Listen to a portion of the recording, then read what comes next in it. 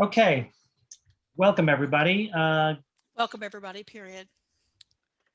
On behalf of the online business program at SPS, I want to extend a warm welcome to our audience. My name is Carlos Chernisky and I'm an adjunct professor of marketing here at SPS. Some of you may have been present last November when we had our inaugural event, the State of Business Education, Today, Tomorrow, and Beyond.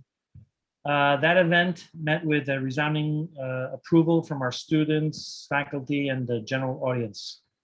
On the heels of that event, tonight's discussion is also an inaugural event. Tonight is the start of our Talking Business speaker series. And to kick off that series, tonight we'll be discussing diversity, equity, and inclusion. We chose this topic as our first because of the obvious need to have a discussion on this topic in our society right now. Future topics will run the spectrum of issues in business. For tonight's discussion, we invite our audience to ask questions via the chat.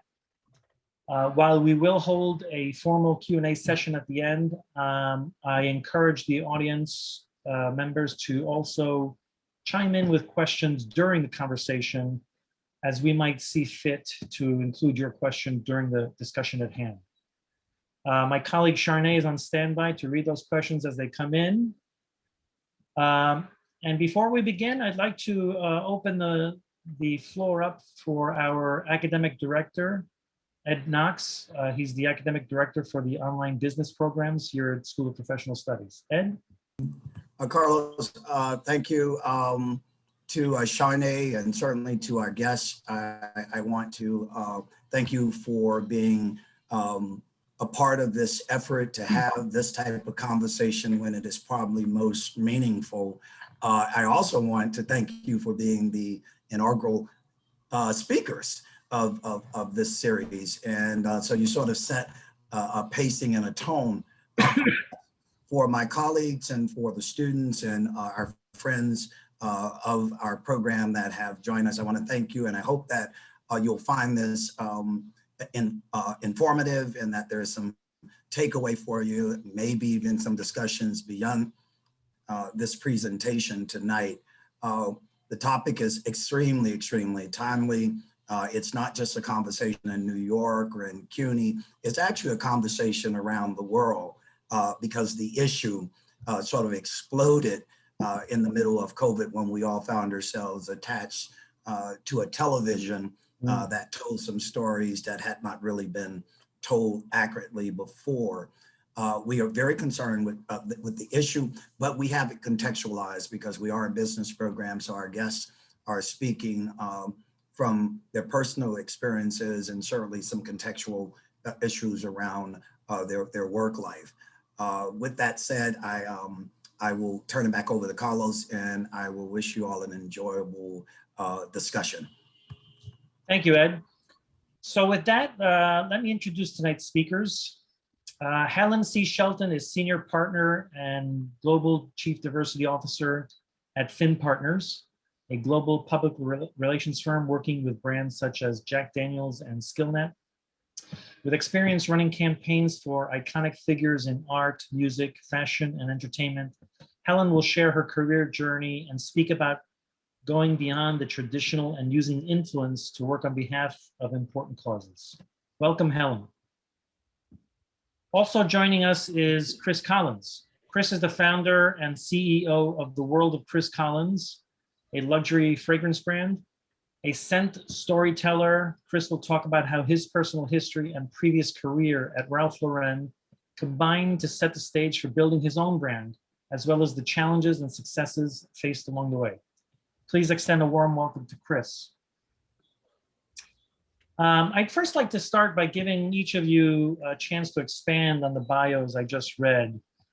Can you share in your own words maybe how it all started for you and how you got to where you are today? Helen, can we start with you? Absolutely. Thank you very much, Carlos. Charnay, your academic director, thank you so much for having me. Chris, it's great to share the dais with you. Well, my journey actually began here in New York City. I'm born and raised in Harlem. And a New Yorker through and through. And, the beauty of the city is you have all the access you could possibly need to the very best in culture, whether it's art museums, libraries. And so that kind of formulated my desire to work in the arts, and to be surrounded by people that are very talented from a creative standpoint. Obviously, I am not an artist, um, but I admire people that are very good at what they do. So it kind of led me to follow this career path in communications. And as that sort of unfolded, I saw this pattern developing where I was able to use my passion for the arts and culture and entertainment and all things of that level to really apply it to a model where I could make a difference. So I've been able to make a difference as it relates to health, disease awareness initiatives, unemployment initiatives, domestic violence.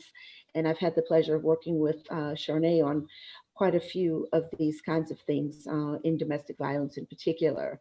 So, it's been a journey. I'm a woman of color that is a very senior person at a global agency. It's a general market agency, and it's been an amazing journey. Certainly one that did not, it is one that, had some bumps along the way, but the idea is to keep going, as my friend David Finn always told me. Right. Thank you. Thank you, Helen. Chris, how about you? Can you share a brief overview of your own personal journey? Sure. Hello, everyone. And thank you, Carlos, and everyone at CUNY for putting this together, and Charnay for putting this all together and inviting me to be part of this panel. And Helen, it's a pleasure to be here with you. My journey started when I was about 12, when I smelled my first cologne. And, I was completely obsessed with the whole kind of structure and the way that perfume is created and packaging. And, I was always interested, whenever I had a little bit of money, I would go buy a fragrance, because to me, smelling good was almost better than, buying clothes or sneakers when I was young. And my friends thought I was weird, but it was always important for me to smell good. And then in university, I studied science. I also studied behavioral science because I was intrigued by, formulations and molecular biology and all those things. And after university, I took a break from school, thinking I was going to go on and be a doctor. That was the plan. And during that time off, I met someone who worked at Ralph Lauren, and they invited me to come in and meet Ralph because they thought I would be great for something they were working on. And 20 years after that, I was still working for them. So my kind of plan took a journey down a path that I did not expect, but it was one that was an incredible experience. And being the face of a brand was an honor, especially when I didn't see that many people that looked like me in ads. At the time, Tyson Beckford and myself were the two guys who were working with Ralph Lauren, but we didn't really see that many other people enough working for other brands. And then at a certain point, I decided it was time for me to take what I learned in this 20-year masterclass of working with Ralph Lauren and turning that into something that, I could then, pursue the one thing that I was extremely passionate about all my life, and that was fragrance. So I launched my brand about 3 years ago. Like Helen said, it's been, challenging. It's challenging, in a period, no matter who you are or, your ethnicity, race, your sex, but being African-American in this space where, again, like in fashion, now in fragrance, where there aren't that many people that look like you, there's some bumps along the way, but, I fought through them and overcame them, and here I am. Okay. Thanks for that interesting story. Thank you both for sharing how you got to where you are today. So let's turn to the topic of tonight, diversity, equity, and inclusion. But before we, excuse me, but before we begin, I'd like to ask each of you what I think might be a bit of a personal question, but I think it's important. I think given the nature of the subject matter that we're talking about, I think it would be doing a disservice to our students and faculty and to the general audience if we did not first address the issue of racial injustice on a more personal level. And here's what I'm getting at with this. I remember seeing in one of the Black Lives Matter protests, sadly, there has been a need for so many of these protests that I long ago forgot which year it was and what protest it was, what city. But I remember a young Black woman holding a sign during the protest saying something to the effect, "I can't believe we're still going through this," expletive, right? So I'd like to ask each of you maybe to comment on a personal level, not a professional one, but what goes through your mind thinking about how in the year 2021, this country is still grappling with issues of racial justice? Helen, maybe you can start. Yeah. That's it's a powerful question because it evokes so many emotions.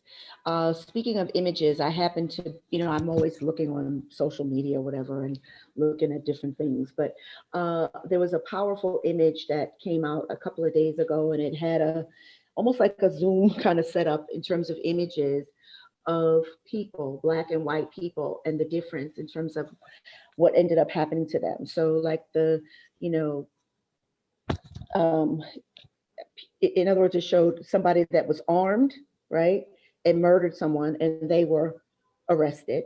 Right. Someone that was unarmed and Black murdered. So it just went on and on and on. And it was such a powerful image for me. I actually saved it on my phone. So it just makes me very upset and very angry. But one of the things that I was asked to do last month was to actually write a blog for Business Wire about this very topic. And it upset me because I feel like if more people understood history, and particular Black history, a lot of the ignorance may not, racism is going to be there, but we need to address so much of the ignorance that's out there. Right. And I just, when the Capitol riots occurred and we saw all these people screaming about, oh, we're patriots, we're patriots, we're patriots, and they feel that they can decide who's American and who's not, it just made my stomach turn. Right. Because it made it clear to me that these ignorant people don't even know what an American patriot is. Because if they did, they would know that the original American patriot is who? Crispus Attucks. He was a Black man, the first one to die, gave his life to see us be free from the British. And so when you're running around and storming a building that Black people built, by the way, and saying who can be in there and who can't, and who you're going to throw out, and who's American and who's not, you should understand history. So, and even to this day, I can relate to the image of the woman with the sign. I work on 57th Street and 2nd Avenue in the heart of Sutton Place, and I've worked in the same building for many, many years. I'm not rich by any stretch of the imagination, but like many New Yorkers, I would, at this point in my life, I take a taxi everywhere I go, or Uber or whatever. But chances are, I would say at least twice a week, I get passed by a taxi as a certain woman of a certain age, standing on 2nd Avenue, between 57th and 58th Street, and you see the taxis go right past you or try to kill you to get to somebody white that's waiting for a taxi. Right. So it's kind of a hard thing to think about, but I think about it, and it makes me even more inspired to just keep doing what I do and be who I am. But it's exhausting. Yeah, I think what you touched on speaks to all these Black Lives Matter, the protests, Breonna Taylor, George Floyd. What you just touched on with the taxi issue are the more lower forms of racism and then all the countless other things that happen that we don't know about because we don't hear about. Chris, how about you? Any thoughts on the sign? Well, when I see the sign, it just kind of brings me back to the moment where, all this happened last year in the midst of the pandemic. On top of that, I was hurt, I was frustrated, I was angry. But one of the emotions that I felt, which you know, I tried to kind of figure out was I was numb to it because it just keeps happening.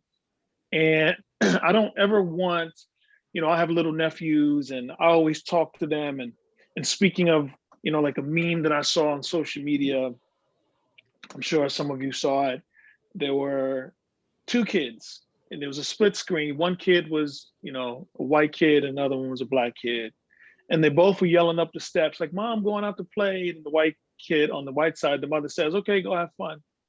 And then on the side where the black kid, the mother says, "Okay, have fun, but don't talk back to this and don't say anything to cops and don't do this and don't do Right. that." It's like when you step out of the house Yeah.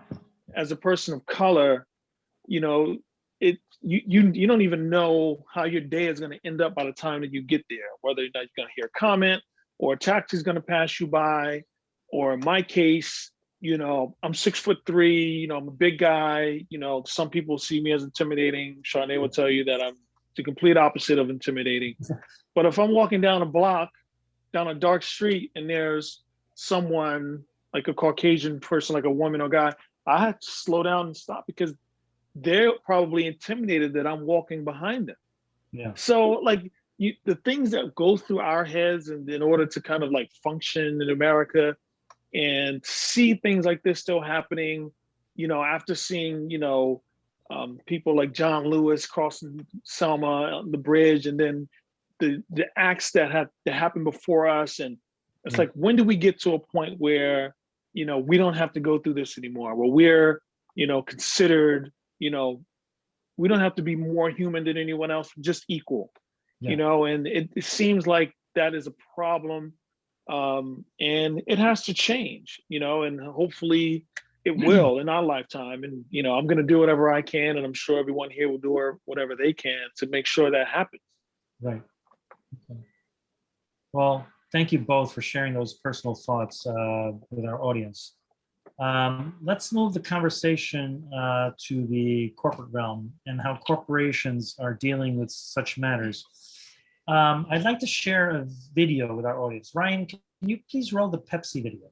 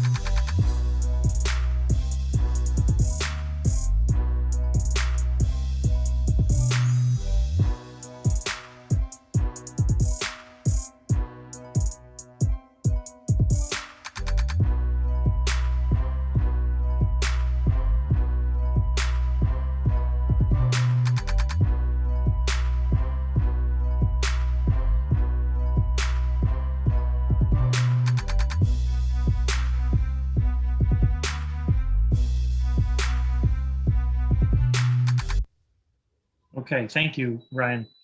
So for those of you that were unfamiliar with that or have not seen that ad, it's from 2017. And it became famous for all the wrong reasons.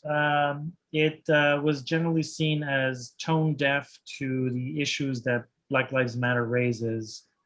It was lambasted in the media, and they quickly had to take it off the air for seemingly being insensitive to the issues that Black Lives Matter was addressing. So having seen that video, if you can comment, Helen and Chris, to what extent are corporations handling the issues that Black Lives Matter raises? Do you think they're generally being sensitive? Was that a one-off that this company was tone deaf? maybe Helen, you can start. Let's see, where do I start? So to answer your question, are companies responding to this? Yeah, I mean, it's interesting because if you look at the different sectors within corporate America, some are, you know, when it comes to sort of, you know, the consumer lifestyle products that we just saw with Pepsi, it's very easy to misstep. And that video, that commercial from 2017 is a prime example of that. It's so stylized, and the focus is, okay, we're gonna, if you drink our product, it's gonna make everything better. And that's Right. such a, whoever did that really should not even, anyway. But the reality is though, that now in the face of Black Lives Matter and all of the horrible things that we've been seeing over and over, companies are taking a stand. But I think that the ones that are probably getting it best are the ones that are in business to make a difference and not just the sake of having a soda or a glass of wine or Right. a snifter of Hennessy. It's really, I think that the sectors that are winning at this are the pharma companies, healthcare companies, because what they're seeing is that this issue of around health inequities Right. has been, and inequity in general has been brought to bear, right? Especially now that we're living such a digital fast breaking age. So, you know, and there have been a lot of companies that have responded, you know, it's a knee jerk kind of, how could we not do anything? So I applaud them for at least, you know, making a statement and saying that they're committed to the fight against racial and social injustice. But when you scratch the surface, you know, and ask, okay, so you're saying you're pledging all this money and all these resources, and this is now what, where are we? What is this, March? Okay, if you scratch the surface, very few can you really see, follow where the chain is, where the money went. So, you know, it was a wake-up call for corporate America, and at least it's on the radar. Right. And they are compelled now to act, but it's in degrees in terms of who's doing what and the impact that's being felt. Okay. I want to maybe ask Chris or just bring Chris into the conversation. But before that, I want to state that I'm generally a very jaded New Yorker. So I guess my question would be, to what extent do you think that companies are genuinely tackling the issue of diversity, equity, and inclusion, or are they just paying lip service to it because of the reaction? I liken this to, you know, this whole corporate social responsibility that we've had, you know, the past 10, 15 years. And I often ask, like, well, where were these programs, you know, 25 years ago when we had, you know, issues of climate change and sustainability even back then? My gut tells me that companies basically, you know, being companies, for-profit companies, they respond to consumer demand, and consumer demand is that now consumers are demanding to consume products that come from companies that are, you know, sustainable. So similarly, do you see a parallel here where companies are responding because of the Black Lives Matter protests? Was that for me? Yeah. Oh, sorry. So before fragrance, I worked in fashion, and, you know, fashion was an area where, you know, people of color were very underrepresented. And I worked for Ralph Lauren, and in the fashion world, Ralph Lauren was considered the most inclusive. Oh. You know, we had, you know, one of the, you know, we had Tyson Beckford, like I mentioned before, myself. He used, you know, people, Native Americans. He used all kind of colors and shapes. And that's what I saw, because I was kind of like in this bubble, working with Ralph Lauren. But then as soon as I peeked outside of it and I looked at like the Dolce & Gabbanas and like the Gucci's, and, you know, there was a tone deafness that I don't know if they didn't get it, or it was one that they just chose not to understand. Right. And this is why these brands need people like Helen, and like the Fragrance Foundation needs someone like Charnay, because you need someone to say, no, that's not going to fly, because this is going to offend someone, or this is how we should move. Or every brand they need to have someone there to be able to guide them through these times. And even Right. before, like, because I was in the fashion business in the 90s when there were studies saying that if Black people were in your ads, you're more or less likely to, not sell product. So,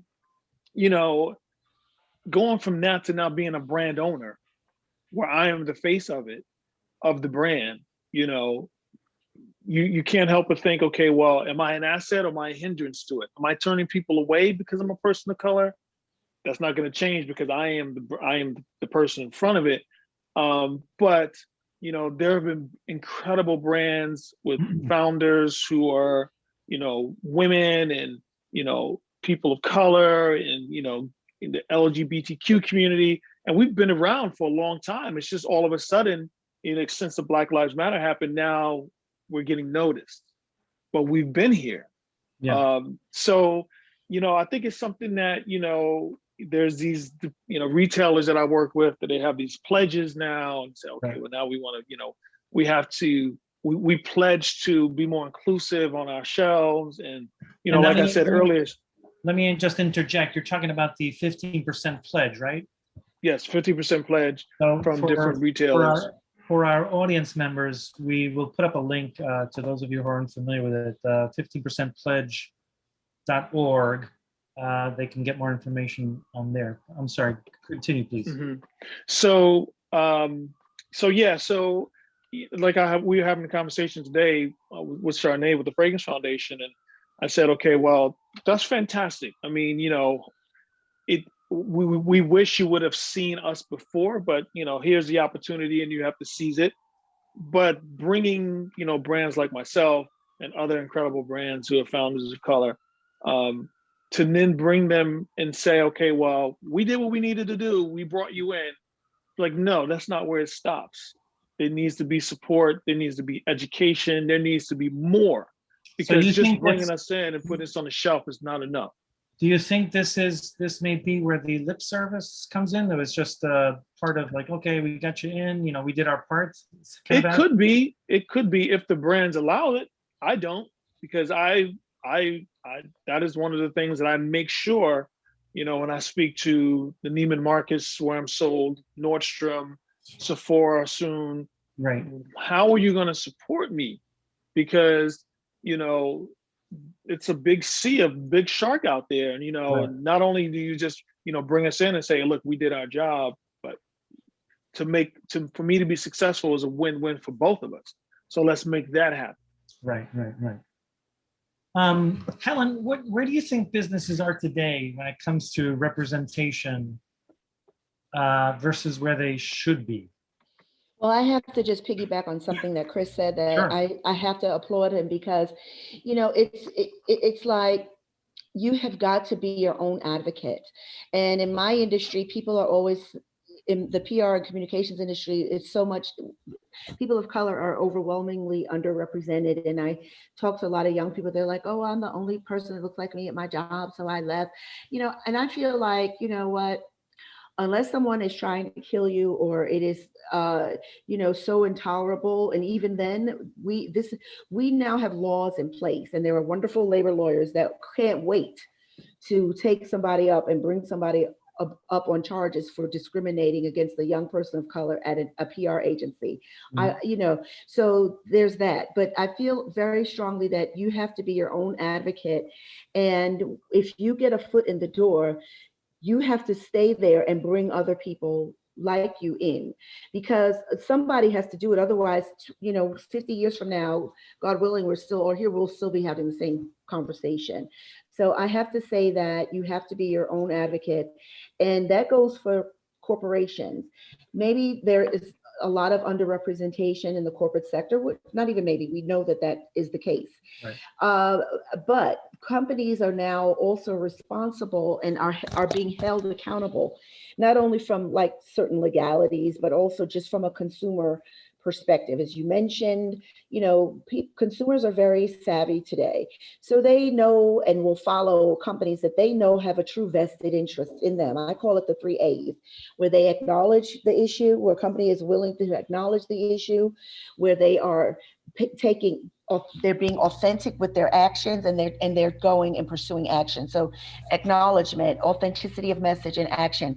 If and more companies are doing that, but it's kind of like when you go to the pharmacy and they make up the prescription for you. Some of them are more, acknowledgement than action, or more action than authenticity. So Right. the ones that get it right are the ones that have that equal balance of all three working to actually make Right. a difference. So in a general sense, where do you think businesses are today when it comes to representation, and where they should be? My We've got sense a is, long way to go. I yeah, mean, there's a long way to go, and it's so silly to continue to have the conversation. This is what I do for a living, and I kind of work with many companies across multiple sectors.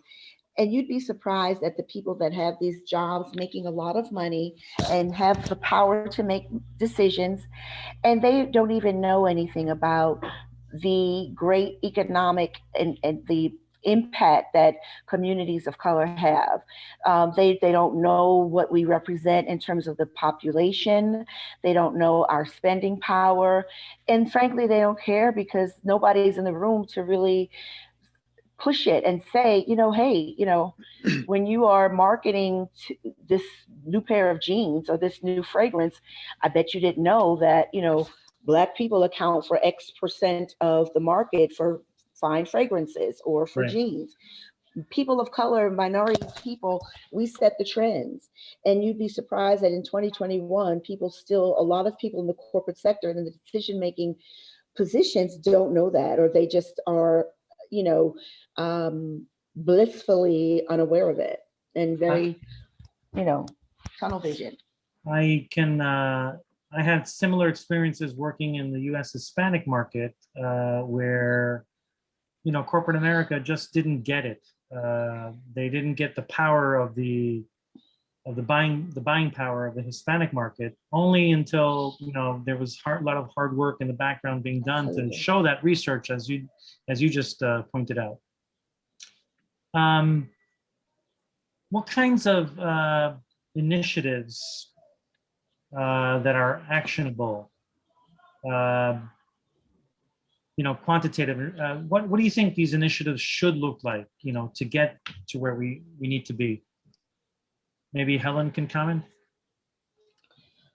Sure. I mean, I think that it's beholden on companies to look at the ways that the business, whatever they're doing, whether it's, a makeup company like Glossier, they're doing a great job. You know what they're doing?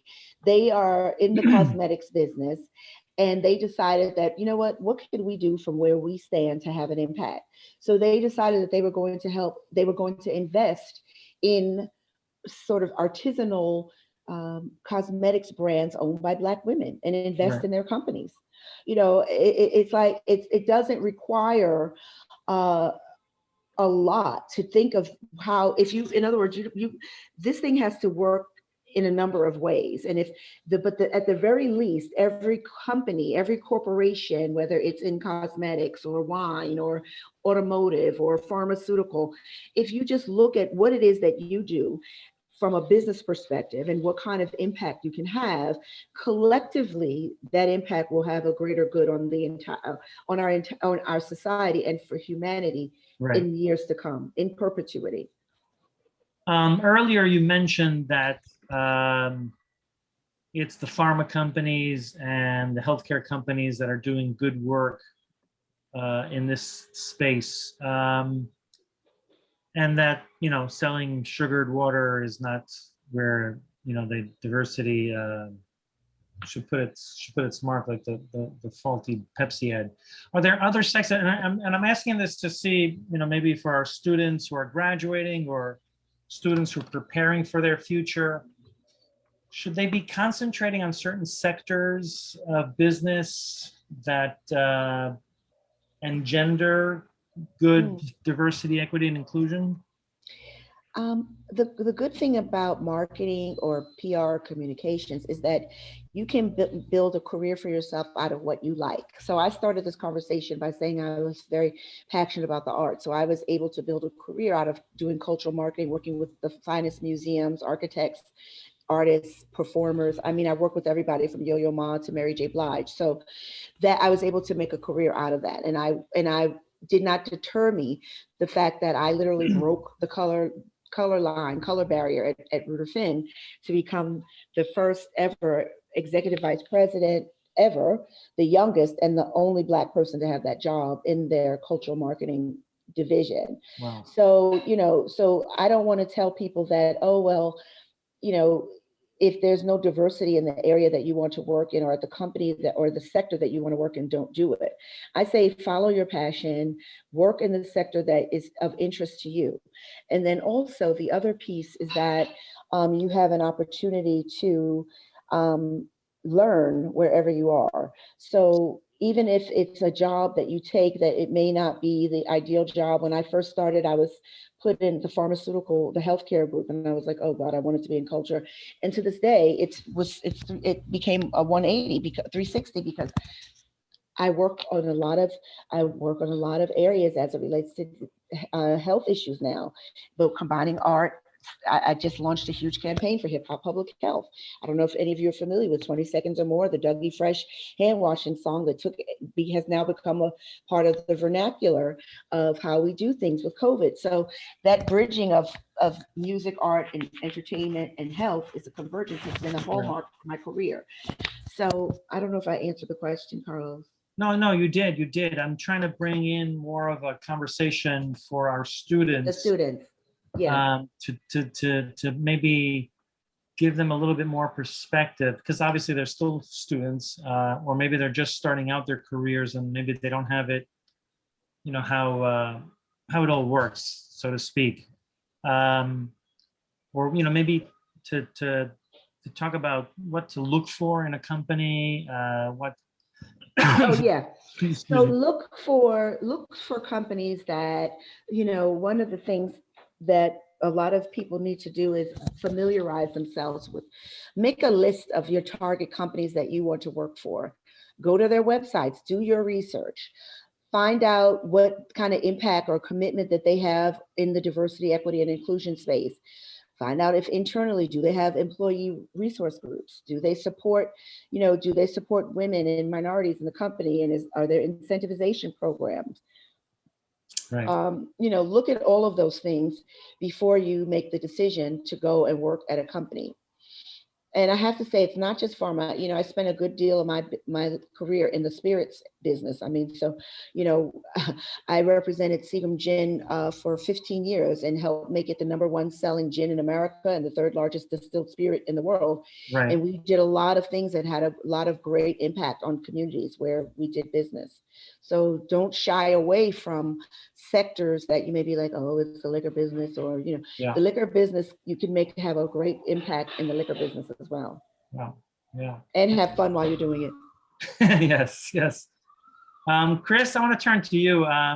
For others like you that are starting their own companies, what can you share with our audience as it relates to the obstacles and opportunities you encountered along the way? Being a person of color, I'm wondering whether you had some different challenges than other people.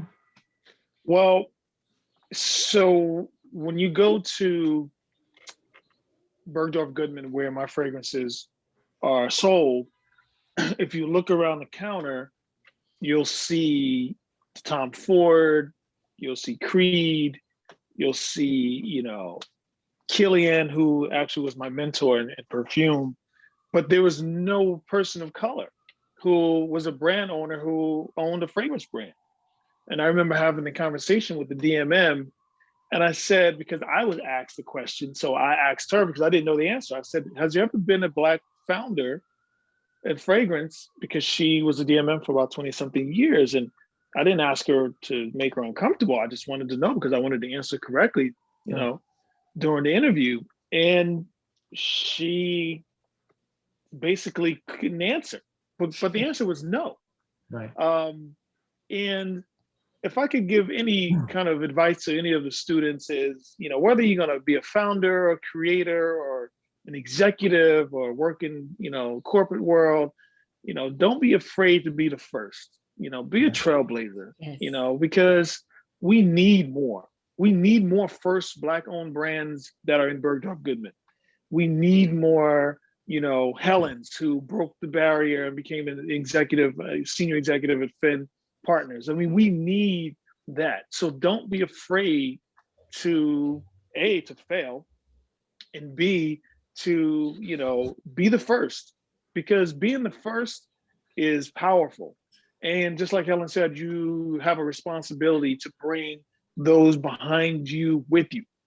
Right. So, and not everyone is going to be, going to start a business or be a founder, but there's so many other avenues. And, I know Gucci just hired someone just to be their advisor on, like, okay, well, we need to be, racially sensitive. Like, Right. can we make sure we don't mess up? Like So they there's did so with many. that sweater that they made. Remember, Chris? The sweater they came out with. 100%. The sweater they made, they Dolce and Gabbana, they had the two founders had a blackface party in Italy, and they thought it was fun. Yeah. Yeah. I honestly think they don't believe either. I'm hoping that they don't believe that this is so racially insensitive. You cannot do things like that. Yeah. Because I'm a Black man who owns my own fragrance brand. I don't consider it a Black brand. I consider it a brand for all people. Right. But proudly, I am the founder who is Black. Right. And I don't shy away from it. I'm in front of it. And again, for the students, be trailblazers. Don't be afraid to fail. And being the first is, a powerful stance. Thanks for that. Helen, to you, moving forward, what do you think Human Resources Department ought to be doing to get to where they need to be? Or and I should rephrase that. Maybe it's not Human Resources. Maybe it's the C-suite. I love that. I love that question, because that the person that is the hiring manager, whether we want to call it HR or Right. employee relations, where that person, it's on that person to drive what the makeup of the workforce is at that particular company. So that's an important job. My sister, she did and there's a point to my story and I'll be brief. She was one of the first Black people to be in the Magazine Publisher Association of America, has an internship program. And this was back in the 90s, and they picked students, and every summer, you got assigned to a different Condé Nast magazine. So she got to the end of it and she worked for Brides, Golf magazine. Like, she got to the 4th year, and the girl that interviewed her was like, oh, well, when it came time to see, could she get a full-time job? And the girl that interviewed her said to my sister, well, I usually hire people that look like me. And oh yes, and so it was just awful. And so so again, it shows you that's one example, but that's just one example that we know of. These companies have to hold their HR departments and HR directors accountable, because they are the ones that are making this, they're stopping the diversity from happening, because they say and do things like that, right? Right. But then those that don't think that way, they may not be thinking about it at all, and they just are looking to fill the job. So what we do at my company is, and I happen to chair our diversity, equity, and inclusion committee, and I oversee our global diversity. I work very closely with HR, and what we invest in working with executive recruiters that specialize in ethnic, minority, diversity in all its forms is what we celebrate and we promote. And so we invest with Creative Noir as an example. Chris, I don't know if you know about Creative Noir, but they have people people of color who are art directors, graphic designers, creative types, and we have an entire marketing department that we always need artists and people that can do branding and all of that. So it's really on these HR people to make an effort. There's no such thing. So many, oh, we can't find any qualified diverse candidates. That sounds stupid. So they don't know where, or they don't even want to put in the energy to look. Yeah, that makes sense.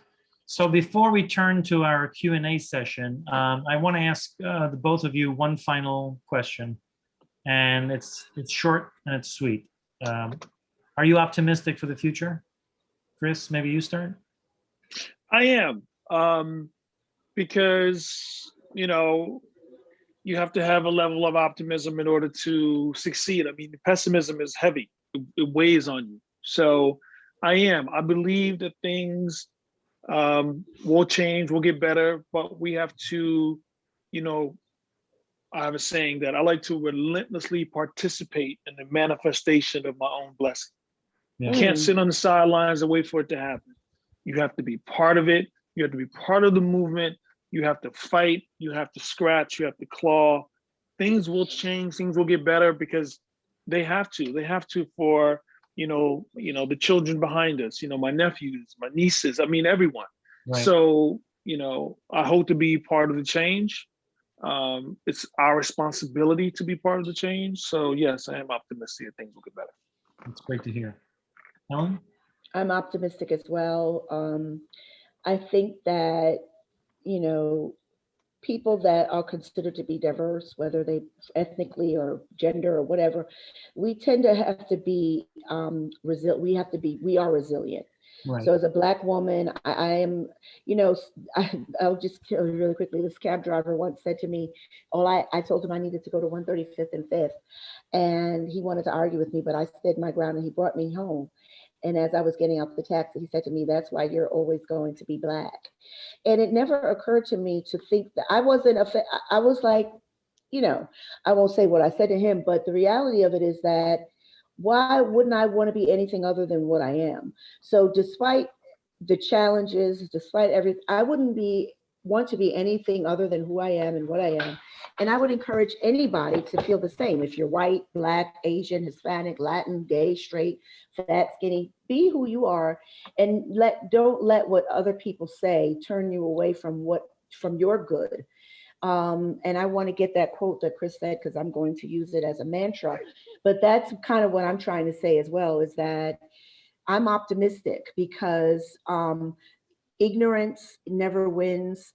We have a right to have a spot to stand on in this world.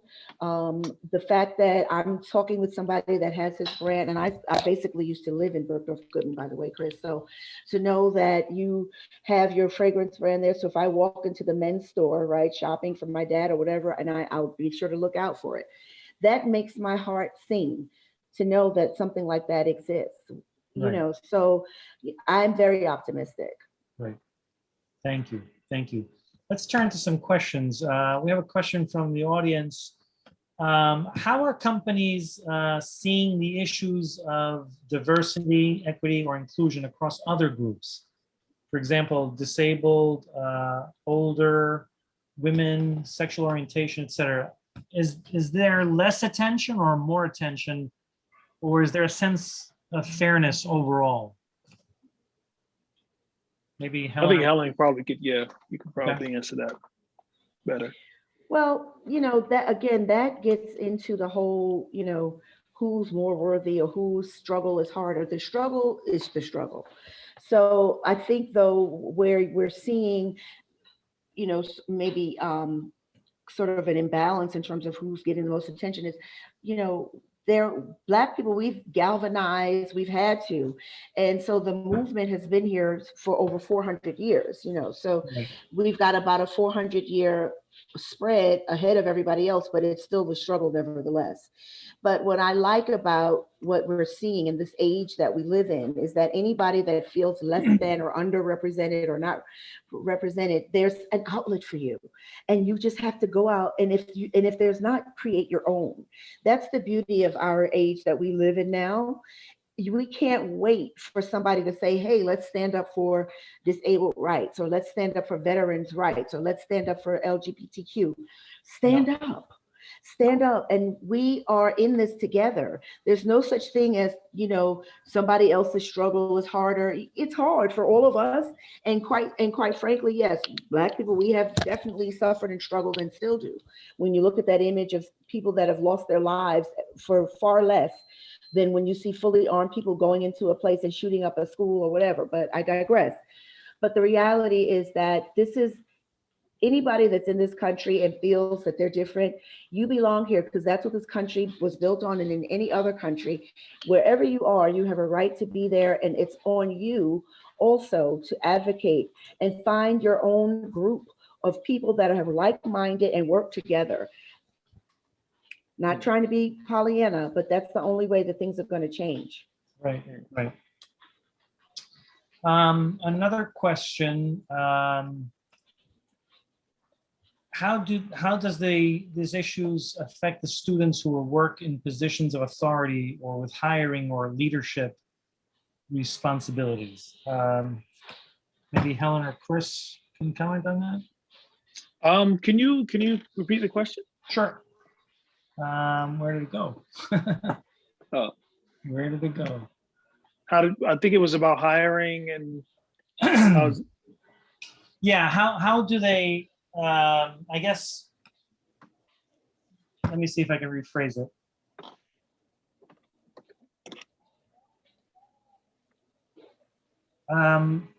The students are going to be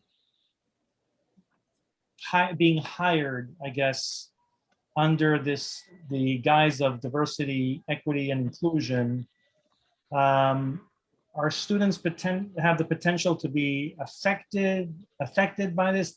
Do we run the risk of maybe being like affirmative action, maybe? Well, I mean, we need, more people of color in more positions of power. In my case, buyers, in my case, retailers, corporate heads, C-suites, we need Right. more people of color in order to be more open to, hiring a more diverse community. So it starts there. And, people like Helen, making sure that happens. So, at one time we all were students, right? And we all were like eyes wide open, thinking about what the hell are we going to do next? And then, there's a path forward and something opens up and you hope get opportunity.